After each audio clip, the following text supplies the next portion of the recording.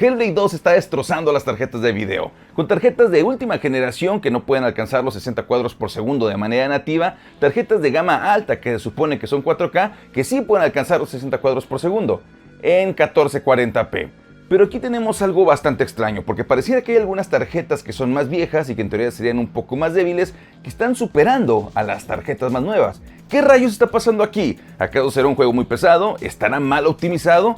¿O aquí hay algo más? Y justo eso es lo que vamos a descubrir el día de hoy probando Hellblade 2: Senua's Sacrifice en todo nuestro set de tarjetas de video, para que puedas tener una idea de más o menos cómo va a correr este juego y cómo lo puedes configurar en tu computadora. Y prepárense, porque no solamente descubrimos algunos detalles algo curiosos que tiene el juego, sino que también algunos detalles curiosos de las tarjetas de video en las cuales puedes estar jugando.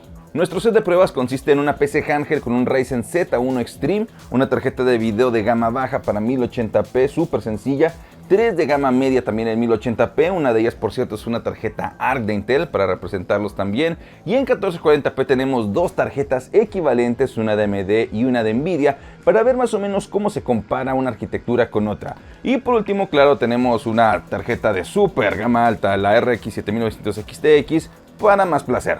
Y todas las tarjetas de video van a venir marcadas con sus equivalencias teóricas por si tu tarjeta de video no es ninguna de estas. El test bench que vamos a utilizar para poder correr todo viene equipado con un i9 13900K, 16 GB de RAM y un SSD NVMe 4.0 de 1 TB. Esto para poder evitar que el CPU afecte en lo más mínimo a la tarjeta de video y que de esta manera el GPU pueda correr libre sin ninguna limitación para ver realmente cuál es su potencial. La prueba, por cierto, se compone de dos escenarios diferentes, un escenario de pelea y un escenario de caminata por diferentes paisajes. En los dos el performance la verdad es demasiado parecido, es muy similar, pero sí podemos encontrar algunas caídas en los FPS cuando estamos en el escenario de pelea, sobre todo cuando estamos viendo artefactos de fuego y todo eso.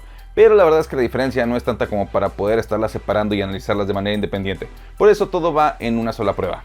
Comencemos con la PC handheld, porque este es un segmento que ha crecido bastante entre los jugadores de PC en el último año y medio, desde la llegada del Steam Deck, ROG Ally, One X Player y todos esos. Y en esta ocasión en el que nos vamos a enfocar es en el Lenovo Legion Go, que viene equipado con el Ryzen Z1 Extreme. O sea que estos resultados también van a estar aplicando para otras consolas portátiles, como por ejemplo el ROG Ally, el One X Player 2 Pro, el Aya Neo Kun y todos esos. ¿Y qué tal corre? Pues la verdad es que bastante bien. Digo, tenemos que recordar que estamos hablando de una PC handheld y de un juego AAA de los más nuevos y más pesados, y por más que quisimos no pudimos estarlo corriendo a 60 cuadros por segundo. Lo más que pudimos estar viendo son como 50 cuadros por segundo en 800p con gráficos en bajos y FSR en ultra performance, lo cual claramente afecta a la calidad de la imagen.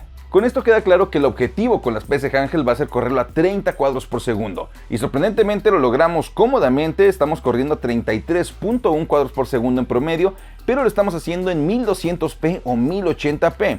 Y digo 1080p porque 1200p es prácticamente 1080p nada más que un poco más alto, y como aquí tenemos el modo de juego en modo ultra wide para poderle dar una experiencia un poco más cinemática, en teoría deberíamos estar renderizando exactamente el mismo número de píxeles. Y claro, seguimos corriendo con gráficos bajos, pero con el aumento de la resolución y también con el hecho de que subimos la calidad del FSR a Performance, nos da como resultado una imagen la verdad bastante clara, que sobre todo con el tamaño de estas pantallas no se alcanza a notar casi ninguna imperfección de, por ejemplo, los gráficos bajos o imperfecciones y efectos que te da FSR. Entrando de lleno con las tarjetas de video dedicadas, la primera que tenemos es la RX 580, una tarjeta súper popular porque es de gama baja, económica, súper buena, y cuyo poder equivalente es más o menos el de una 1060, una 1650, RX 6500 XT y también los GPUs integrados del Ryzen 5 8600G y Ryzen 7 8700G. Si los overclockeas, eso es todo como demostramos aquí en este video que les dejo para que lo puedan revisar. Esta tarjeta también se queda resignada a 30 cuadros por segundo en 1080p con gráficos bajos, pero con FSR en nivel calidad. De esta manera en promedio tuvimos 36.1 cuadros por segundo.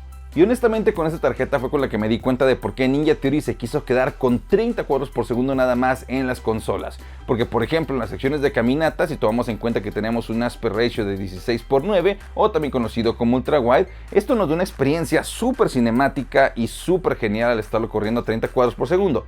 Digo, sigo prefiriendo correrlo a 60 porque por ejemplo en las sesiones de combate hay ciertas acciones como por ejemplo el pairing que se sienten mucho mejor estando a 60 cuadros por segundo en lugar de a 30. Reaccionas mucho mejor, pero entiendo por qué lo hicieron. Ahora pasemos a la 4060 Ti, porque aquí encontramos unos detalles bastante curiosos. Esta tarjeta sí pudo correr el juego a 60 cuadros por segundo, o para ser exacto lo corrió a 69.9 cuadros por segundo, pero eso lo hizo con todos los gráficos en bajo y también con DLCs en calidad. Esto la verdad me sacó un poco de onda porque yo estaba esperando que tuviéramos un excelente desempeño en 1080p con esa tarjeta. Esperaba por ejemplo gráficos en alto con algo de DLCs o incluso gráficos en medio de manera nativa que corriera a 60 cuadros por segundo. Pero no, tenemos que bajar toda la configuración a lo más bajo y luego todavía tenemos que agregarle DLCs para que pueda correr bien. Mi primer instinto con esto fue culpa a la memoria, porque muchos han estado hablando de que 8 GB de VRAM ya no es suficiente para los juegos actuales y de que deberían ser 16 o 12 o lo que sea. Yo en lo personal no me suscribo mucho a estas ideas, pero la verdad es que sí te hace dudar. El detalle es que cuando entramos a la configuración del juego nos fijamos que únicamente está utilizando alrededor de 6 GB. Entonces, ¿qué rayos está pasando? Mi siguiente sospecha fue algo de lo que me he estado quejando de las RTX 40 desde que se lanzaron: el boost de memoria. Para los que no saben, Nvidia recortó a la mitad a veces el boost de memoria de casi toda su línea de las RTX 40, lo cual ocasiona serios cuellos de botella cuando queremos subir una resolución arriba de la que Nvidia nos dice que es esta tarjeta. Por ejemplo, una 4060, una 4060 Ti, únicamente las puedes utilizar en 1080p. Quiero subir a 1440p, te pega ese cuello de botella. Cómprate la 4070 o 4070 Ti. ¿Quieres utilizar esas tarjetas para poder jugar en 4K? No puedes, son únicamente para 1440p. Cómprate la 4080 si quieres jugar en 4K y así sucesivamente. Así es como funciona esto. Pero ¿qué pasa cuando llega un juego lo suficientemente demandante y exigente con el boost de memoria como para hacer que este mismo cuello de botella se presente en la resolución que Nvidia nos dio para esa tarjeta de video?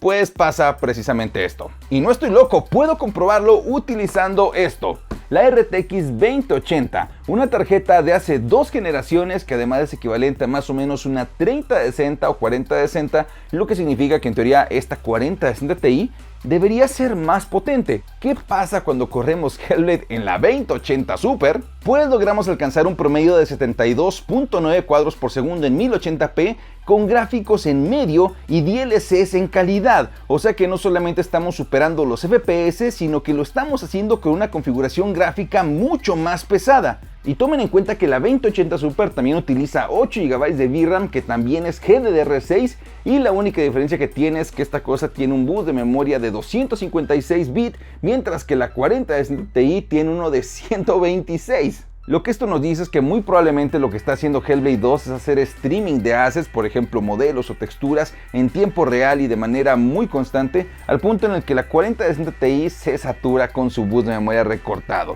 Y lo mismo les va a pasar si están jugando en 1440p con una 4070, 4070 Super y 4070 Ti. Las únicas que tienen el boost de memoria correcto son 4070 Ti Super, 4080 y 4090.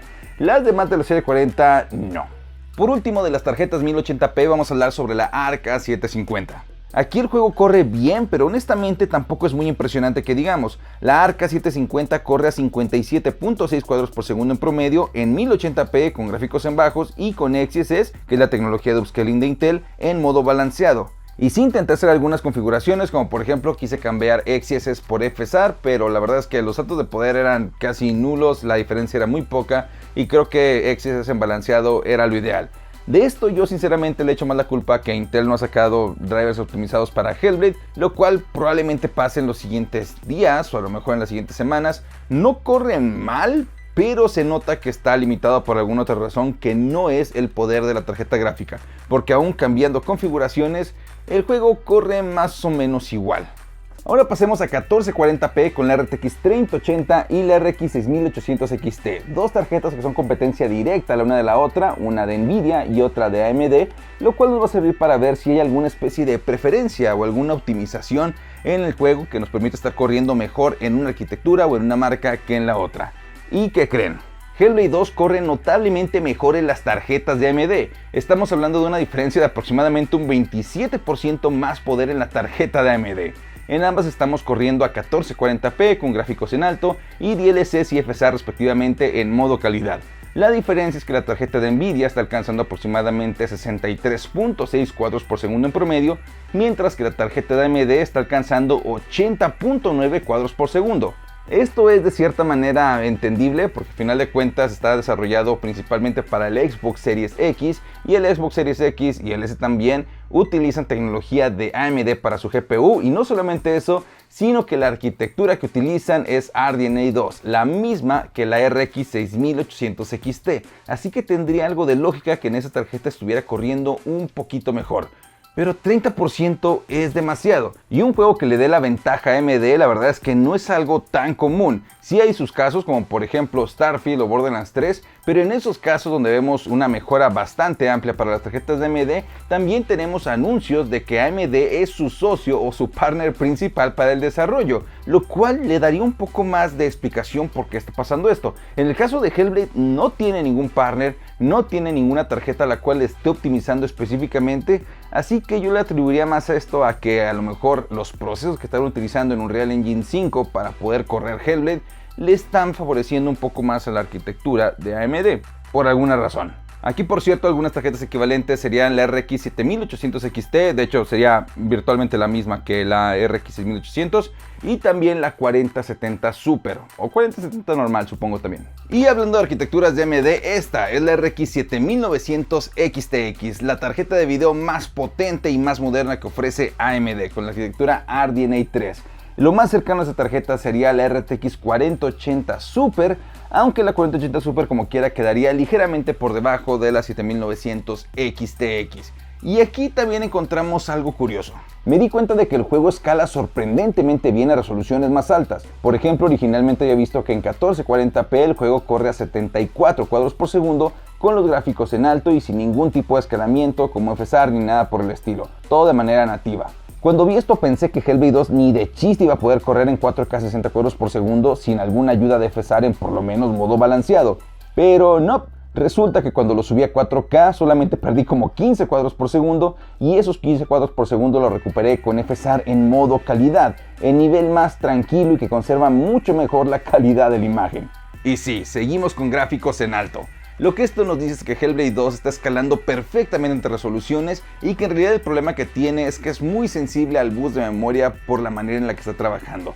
Esto nos explica por qué la 4060 y 4060 Ti tienen problemas, mientras que por ejemplo el Legion Go, que es un GPU mucho menos potente, no tiene mucha diferencia ni muchos problemas en pasar de 800p a 1200p, una resolución que recuerden es más que 1080p.